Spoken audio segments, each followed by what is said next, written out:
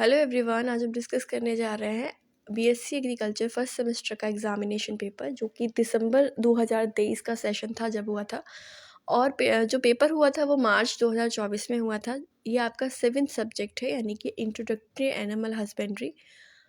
ये जो पेपर है वो डॉक्टर भीमराव अम्बेडकर यूनिवर्सिटी का है। आपको 10 क्वेश्चन मिले थे। आपको करने कितने थे? 5 क्वेश्चन आपको करने थे। ये जो क्वेश्चन आवर मिले थे आपको, 3 घंटे मिले थे। इसके बाद मैक्सिमम मार्क्स जो आपके 50 हैं और आपको लाने हैं मिनिमम 18। 18 मार्क्स आप फोकस करके ना चलें, आप 20 मार्क्स जो मिनिमम मानकर चलें, ठीक है। तो ये जो क्वेश्चन है, पहला क्वेश्चन जो है वो है, कहता है कि explain the 20th live stock. गलती से यहाँ लाइन स्टॉक लिख गया है, census and milk production statistic. तो आपको क्या बताना है कि जो अभी गणना हुई है 20th, उसमें उसके अकॉर्डिंग कि मिल्क जो है उसका प्रोडक्शन कैसे है वर्णन कीजिए। उसका स्टैटिस्टिक देना था आपको, डाटा बनाना है। देखिए, ये क्वेश्चन थोड़े कॉन्ट्रोवर्शियल होते हैं, डाटा थोड़ा प्रॉब्लमेटिक होता है और इतना डाटा याद करना भी प्रॉब्लमेटिक होता है। अगर फिर भी आप ये क्वेश्चन अटैम्प्ट करना चाहते हैं तो आपको जो डाटा है वो मिल जाएगा और वहाँ से आप लिख सकते हैं। अगला क्वेश्चन है आपका, what is cross breeding and describe the different method of cross breeding. देखिए, जो ब्रीडिंग है उस पर क्वेश्चन आता है। ब्रीडिंग से आप एक और सब टॉपिक है जिसका नाम है आर्टिफिशियल इंसेमिनेशन, कृत्रिम गर्भाधान, उससे भी क्वेश्चन आ सकता है। और साथ ही ब्रीडिंग जो है वो 2 प्रकार से, इन ब्रीडिंग और आउट ब्रीडिंग, जिसके अंदर लाइन ब्रीडिंग से क्वेश्चन आ सकता है, क्लोज ब्रीडिंग से क्वेश्चन आ सकता है, स्पीसीज हाइब्रिडाइजेशन से क्वेश्चन आ सकता है, ग्रेडिंग अप से क्वेश्चन आ सकता है, और आपका आउट क्रॉसिंग से क्वेश्चन आ सकता है। और ग्रेडिंग अप से तो क्वेश्चन प्रीवियस ईयर जो इससे पहले पेपर हुआ था उसमें आया भी था। तो ये जो क्वेश्चन है वो थोड़े इंपॉर्टेंट है, आप उनको पढ़कर चलिए, जिससे आपके लिए हेल्पफुल रहेगा। देखिए, ब्रीडिंग से 100% क्वेश्चन आएगा, ये आप मान कर चलिए। तो ब्रीडिंग का कोई भी ऐसा टॉपिक छोड़िए मत, एनिमल ब्रीडिंग से क्वेश्चन आना ही आना है। तो आप जो भी सब टॉपिक्स हैं उन पे कमांड बनाकर चलिए, चाहे वो शॉर्ट में पूछ लें, चाहे वो आपसे लॉन्ग में पूछ लें, ब्रीडिंग पे क्वेश्चन आएगा। अगला क्वेश्चन है आपका, describe the care and management of pregnant cow. ये जो केयर कैसे करते हैं और मैनेजमेंट कैसे करते हैं प्रेग्नेंट काउ का। देखिए, केयर एंड मैनेजमेंट से भी हर साल क्वेश्चन आता है, और आपको मैनेजमेंट ये डिपेंड करता है कौन सा एनिमल पूछा गया है। यहाँ पे प्रेग्नेंट काउ पूछी गई है, वो आपसे काफ की केयर एंड मैनेजमेंट पूछ सकते हैं, बुल की पूछ सकते हैं, और हीफर की पूछ सकते हैं। इन पर क्वेश्चन आएगा आएगा ही आएगा। और या तो वो आपसे गॉट की पूछ सकते हैं या फिर पिग की पूछ सकते हैं, ठीक है। तो आपको क्या क्या याद रखना है? काउ के अंदर आपको याद रखना है हीफर, काफ और बुल। और बाकी आप गॉट की केयर, काउ गॉट गॉट की केयर, और आपका शीप की केयर और पिग की केयर, ये 3 आपको अदर एनिमल याद रखने, क्योंकि आपके सिलेबस में आपको पता ही होगा कौन कौन से एनिमल्स हैं। देखिए, बफेलो है, काव है, पिग है, शीप है और गॉट है। देखिए, शीप और गॉट जो होते हैं वो दोनों थोड़ा सिमिलर हो जाते हैं, तो आपको ज़्यादा उन पे फोकस करने की दिक्कत नहीं है। पर बाकी जो 3 हैं, और उनमें से मेजर जो है वो काऊ और बफेलो हैं, तो उन पे फोकस ज़्यादा करके चले। अगला है, describe the method of selection in live stock. Method of selection के बारे में बताना है कि आप चयन कैसे करेंगे, सिलेक्शन कैसे करेंगे लाइव स्टॉक का। तो उसके अलग अलग मेथड होते हैं, जैसे कि फिनोटाइपिक सिलेक्शन होता है, यानी कि आप फिजिकली देख के उनको कैसे चयन कर रहे हो, है ना। एक होता है आपका पेडिग्री सिलेक्शन, जिसको हम फैमिली सिलेक्शन भी बोल सकते हैं। साथ में शोरिंग मेथड जिसमें हम व्रती चयन जिसको बोलते हैं, और साथ ही प्रोजनी सिलेक्शन। ये आपके अलग अलग मेथड होते हैं। सिलेक्शन से भी क्वेश्चन आया है, और आप नीचे जब देखेंगे तो 10th क्वेश्चन में आपका सिलेक्शन से नॉर्मल सिलेक्शन का डेफिनेशन भी पूछा गया है। तो सिलेक्शन भी लेके चलें, मेथड ऑफ सिलेक्शन इंपॉर्टेंट है। इसके सब पॉइंट भी बनाकर वो आपसे शॉर्ट में भी पूछ सकते हैं। अगला है, what is the importance of गॉट्री इन इकोनॉमी। इंडियन इकोनॉमी में क्या गॉट्री का इंपॉर्टेंस है? गॉट्री का मतलब बकरी पालन का क्या महत्व है, उसके बारे में आपको बताना है। देखिए बच्चों, अभी कुछ सालों से जो DBRAU है वो फोकस कर रहा था जो बड़े एनिमल थे, यानी काऊ और बफेलो पे। लेकिन अब वो क्या है कि गॉट से, पिग से क्वेश्चन दे रहे हैं, शीप से भी क्वेश्चन दे रहे हैं, तो आपको तीनों के इम्पोर्टेंस पढ़ के जाने हैं कि शीप पालने से हमें क्या फ़ायदा मिलता है, गॉट पालने से हमें क्या फ़ायदा मिलता है, पिग पालने से हमें क्या फ़ायदा मिलता है, इनके ऊपर क्वेश्चन आ सकते हैं। साथ ही साथ आपको इनकी ब्रीड्स भी पढ़ के जानी है। देखिए क्या क्या आप पढ़ के जाइए, जूलॉजिकल नाम, इनका नाम, क्रोमोसोम नंबर, इनके क्या महत्व हैं, इनका गेस्टेशन पीरियड कितना होता है, ये कॉमन इनकी बीमारियां कौन कौन सी होती हैं, इन ये और केयर एंड मैनेजमेंट कैसे करें, है ना। जैसे कि कुछ ऐसे टॉपिक हैं, डॉकिंग क्या होता है, डीहॉर्निंग क्या होता है, टैटूइंग क्या होता है, इन सब पे भी क्वेश्चन आ सकते हैं शॉर्ट में।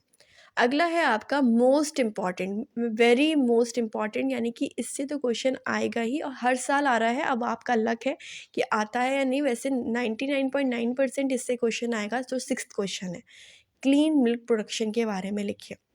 देखिए स्वच्छ दूध उत्पादन के बारे में ये एक आपके लिए एक अपॉर्चुनिटी भी है। ये क्वेश्चन जो है वो बहुत इजी क्वेश्चन है और आप इसमें पूरे मार्क्स पा सकते हैं। क्वेश्चन है कि आप स्वच्छ दूध उत्पादन का कैसे, मतलब स्वच्छ दूध उत्पादन है कैसे करेंगे, यानी कि प्रोडक्शन कैसे करेंगे क्लीन मिल्क प्रोडक्शन का। तो ये बात तो आपको कॉमनली स्टार्टिंग से बताई गई है, आप छोटे से ही जानते हो कि स्वच्छ दूध कैसे निकाला जाता है। आपको क्या फोकस करना है, 4 चीज़ें, बल्कि 5 चीज़ें फोकस करिए। आपका जो जानवर है वो स्वच्छ होना चाहिए, आपका जो जानवर जहाँ रह रहा है, जो लोकेशन है, जो आपको उसका घर है, वो स्वच्छ होना चाहिए, सराउंडिंग स्वच्छ होने चाहिए। मिलकर जो दूध निकाल रहा है वो स्वच्छ होना चाहिए। जहाँ दूध निकल रहा है, यानी कि जो आपका कंटेनर है, यूटेंसिल्स हैं, बर्तन हैं, वो स्वच्छ होने चाहिए और उसका खाना-पीना जो है वो स्वच्छ होना चाहिए। ये 5 मुख्य पॉइंट को अगर आप लेके चलेंगे तो आप अच्छे से आंसर कर पाएँगे इनके अंदर सब हेडिंग्स बनाकर, ठीक है? तो ये आपके लिए एक बहुत बड़ी अपॉर्च्युनिटी है, क्लीन मिल्क प्रोडक्शन पढ़ के जाइए, 99.9% क्वेश्चन आएगा, फिर आपका लक है। अगला क्वेश्चन है आपका 7th क्वेश्चन, यानी कि describe the classification of animal disease, cause, symptom and diagnosis, treatment of HS. यहाँ पे एचएस के बारे में पूछा गया है, जिसको हेमरेजिक सेप्टिसिमिया कहते हैं, यानी कि गला घोटू बीमारी। अब यहाँ तो गला घोटू के बारे में पूछा गया है, लेकिन आपको सारे बीमारियों के बारे में एक टेबल बनानी है। मैं बता देती हूँ आपके सिलेबस में, वैसे आप देख नहीं सकते हो आपका सिलेबस में कि कौन कौन से हैं, लेकिन कुछ ब्रीफली बता देती हूँ। आपका मेस्टाइटिस यानी कि थनैला रोग है, मिल्क फीवर भी है आपके उसमें, एंथ्रेक्स है, फुट एंड माउथ डिसीज़ आपके सिलेबस में नहीं है बट पूछी जाती है, यानी कि मुंह पका खुरपका आपके सिलेबस में रिटेन नहीं है बट वो आपसे पूछी जाती है। दूसरा क्या है कि आपका थनैला रोग हो गया, एंटरोटॉक्सिमिया पे भी क्वेश्चन आ चुका है, जिसको फड़किया रोग कहते हैं। और आपका गर्भपात, गर्भपात यानी कि आपका ब्रूसेलोसिस हो गया, और ब्लैक क्वार्टर, इन पे बीमारियों पे क्वेश्चन आप बना सकते हैं। आपको क्या करना है, एक टेबल बनानी है, टेबल में आप एक साइड बीमारियां लिखे सारी, उसके बाद आप ईटियोलॉजी लिखिए, किससे वो बीमारी फैलती है, यानी कि बैक्टीरिया है, फंगस है, कैसी बीमारी है। तीसरे कॉलम में आप जो बैक्टीरिया है उसका नाम, या जो वायरस है उसका नाम, जो आपका फंगस है तो फंगस का नाम, और फिर उसके बाद लक्षण लिखिए, और फिर एक एक वैक्सीन सबकी याद कर लीजिए, आपके लिए बहुत सफिशिएंट होगा। ये टेबल आपके लिए, मैं आपको भरोसा दिलाती हूँ, ये बहुत इंपॉर्टेंट होगी आपके लिए, ये टेबल अगर आप बना लेते हैं तो। अगला क्वेश्चन है कि describe the raising of piglets up to the first 5 week, यानी कि सूअर के जो बच्चे होते हैं उनको कैसे आप 8, मतलब जो फर्स्ट 8 सप्ते होते हैं उनमें कैसे आप उनको पालेंगे, उनका कैसे देखभाल करेंगे। तो पहले ही मैं आपको बता चुकी हूँ कि अभी फोकस जो है वो गॉट, शीप और जो सूअर है, पिग है, उन पे ज़्यादा रह रहा है, तो इनको भी आप पढ़ के चलिए, ठीक है। अगला है आपका हाउसिंग के ऊपर क्वेश्चन आया, describe the tail to tail and face to face housing system along with its ground plan, यानी कि आपको पूरा डायग्राम बनाना था कैसे आपको पालन करना है। तो हाउसिंग सिस्टम पे क्वेश्चन आता है आपको। हाउसिंग सिस्टम जो एनिमल का होता है वो 2 प्रकार का होता है, लूज हाउसिंग सिस्टम और कन्वेंशनल हाउसिंग सिस्टम, जिसको चेन हाउसिंग सिस्टम भी कहते हैं। कन्वेंशनल हाउसिंग सिस्टम जो है वो डिवाइड होता है टेल टू टेल और हेड टू हेड सिस्टम में। तो आपको क्या करना है, इनके बारे में बताना है आपको। हर मतलब लूज हाउसिंग सिस्टम भी अच्छे से पढ़ना है, कन्वेंशनल भी अच्छे से पढ़ना है ना। हाउसिंग सिस्टम आपके लिए इंपॉर्टेंट है, आपसे वो पूछ लेंगे बताओ टेल टू टेल सिस्टम के बारे में बताओ, या फिर हेड टू हेड सिस्टम के बारे में लाभ हानि बताओ। तो शॉर्ट में भी ये क्वेश्चन आया हुआ है प्रीवियस ईयर जो आपके इससे पहले पेपर था उसमें भी, तो ऐसे आप कर सकते हैं। अगला क्वेश्चन है आपका write short notes to any 4 of the following, यानी कि 4 पे कोई लिखना है पर आपको यहाँ से सारे पढ़ के जाने हैं। Fodder conservation most important question. चारे की समस्या वैसे ही आपको पता है हमारे इंडिया में काफ़ी रहती है, तो चारे पे फोकस करके जाना है। हो सकता है वो आपसे यही पूछ ले कि फॉडर की समस्या क्यों है हमारे इंडिया में और उसका क्या सॉल्यूशन हो सकता है, ये आपको इसके बारे में पढ़ के जाना है। और उपाय क्या है, तो उपाय के लिए 2 चीज़ें मेन हैं, आप लिख लीजिए, नोट कर लीजिए। साइलेज, साइलेज पे क्वेश्चन आया हुआ है, आ भी सकता है कि 100% वो आपसे पूछ सकते हैं कि साइलेज क्या होता है, इसको बनाने की क्या विधि होती है, तो उसके बारे में आप पढ़ के जाइए। साइलेज और हे, HAY हे, ठीक है, ये 2 चीज़ें आप फोकस करके जाना। ये दोनों क्या है, एक मेथड है जो चारे को संरक्षित करने के लिए किए जाते हैं, साइलेज और हे। साइलेज को हम पशुओं का आचार भी कहते हैं। अगला है बैलेंस्ड राशन। राशन क्या होता है, 24 घंटे में जो भी हम जानवर को देते हैं उसको राशन कहते हैं। तो बैलेंस्ड राशन किसको कहेंगे, संतुलित आहार क्या है, ठीक है। इसके बाद है मिक्स्ड फार्मिंग, मिश्रित खेती और मिश्रित फसल उत्पादन में अंतर है, आप लोग कंफ्यूज ना हो। मिक्स्ड फार्मिंग जो होता है वो आपके लिए डेयरी में ही आएगा। मिक्स फार्मिंग का मतलब होता है कि आप एक साथ 2 या 2 से अधिक एंटरप्राइज या व्यवसाय कर रहे हो, तो उसको बोलते हैं मिक्स्ड फार्मिंग। देखिए मिक्स्ड फार्मिंग एक होता है स्पेशलाइज्ड फार्मिंग, एक होता है डाइवर्सिफाइड फार्मिंग। और डाइवर्सिफाइड फार्मिंग और मिक्स फार्मिंग दोनों आपके सिलेबस में हाईलाइटेड दिए गए हैं, तो इनसे क्वेश्चन बनना इम्पॉर्टेंट है। अगला क्वेश्चन है आपका मिल्क फीवर, ये बीमारी का नाम है और बीमारी पूछी गई है, दुग्ध ज्वार क्या होता है इसके बारे में आपको पढ़ना है। मिल्क फीवर एक डिसऑर्डर है जो एक कैल्शियम की कमी से होता है, तो इसके बारे में आप पढ़ के जाइएगा। अगला क्वेश्चन है मिल्किंग मेथड, दूध दूहने के क्या सिद्धांत होते हैं, क्या विधि होती है। तो मिल्किंग मेथड यानी कि दूध दूहने की 2 विधियाँ होती हैं, एक होता है मशीन मेथड, एक होता है हैंड मेथड।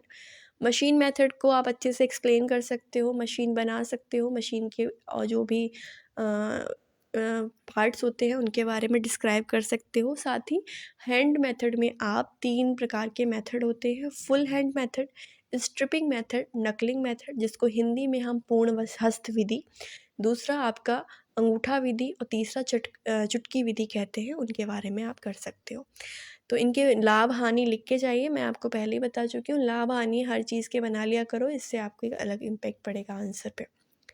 इसका नेक्स्ट है आपका difference between selection and culling. Selection का मतलब होता है चयन करना, कलिंग का मतलब होता है छांटना।